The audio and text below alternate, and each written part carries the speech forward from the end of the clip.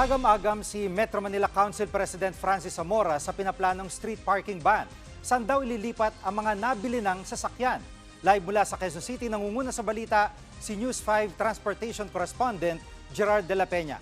Gerard, ano pang sabi ni Mayor Zamora? Jiggy, sa programang One Balita PH, 1PH, ay sinabi ni Metro Manila Council President and San Juan Mayor Francis Zamora na hindi dapat isinasama yung mga inner roads doon sa plano ng total street parking ban ng DILG. Pero alam mo, aminado ang mga Metro Manila mayors na tama lang na magkaroon ng ganitong klaseng pulisiya para nga maibisan ang traffic dito sa Metro Manila, lalo na tuwing rush hour. Pakinggan natin ang pahayag ni Mayor Zamora. Full support po ang Metro Manila Council sa ating minamahal na DLG Secretary John Vic Rimulya. Instead of a total ban in all streets, ay sangayon po kami siyempre sa mga major thoroughfares, bawal po dapat dyan. Sangayon po kami sa mga mabuhay lanes, bawal po dapat dyan. Ngunit pagdating po sa mga inner roads, na maari naman kahit magsagawa tayo ng one-side parking ay hindi pa rin to makakaabala sa dalo ng traffic.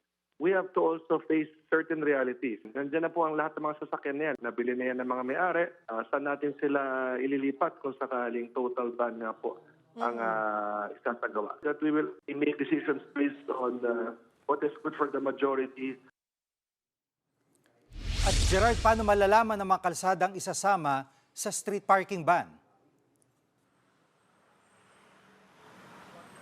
Jiggy, ngayong Biyernes ay nag-set na nga ng deadline ang MMDA para itong mga lokal na pamahalaan dito sa Metro Manila ay magbigay ng listahan ng mga kalye na sa tingin nila ay dapat magkaroon ng total or partial o ma-exempt dito sa street parking ban.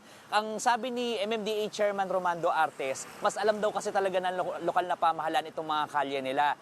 Case-to-case basis din daw ito, katulad na lang dito sa Maginhawa. Kung makikita ninyo, dikit-dikit ang mga establishmento katulad ng mga restaurants at mga cafe.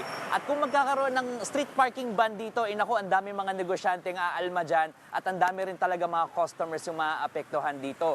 Kaya nga, pero alam mo, sabi ni Artes, kung siyang tatanungin, dapat lang magkaroon ng street parking ban dahil itong mga kalsada na katulad nito ay ginawa naman talaga para madaanan ng mga sasakyan at hindi para paradahan. Pero ito, pakinggan natin ang sinabi ni Attorney Artes. Kung ako po ang masusunod at walang ibang ikokonsidera. Lagi ko nga po sinasabi, ang karsada naman po ay ginawa para daanan, hindi para pagparkan. Pero nandito tayo sa ganitong sitwasyon sa ngayon, so dapat pong pag-aralan whether nga total ban, partial ban.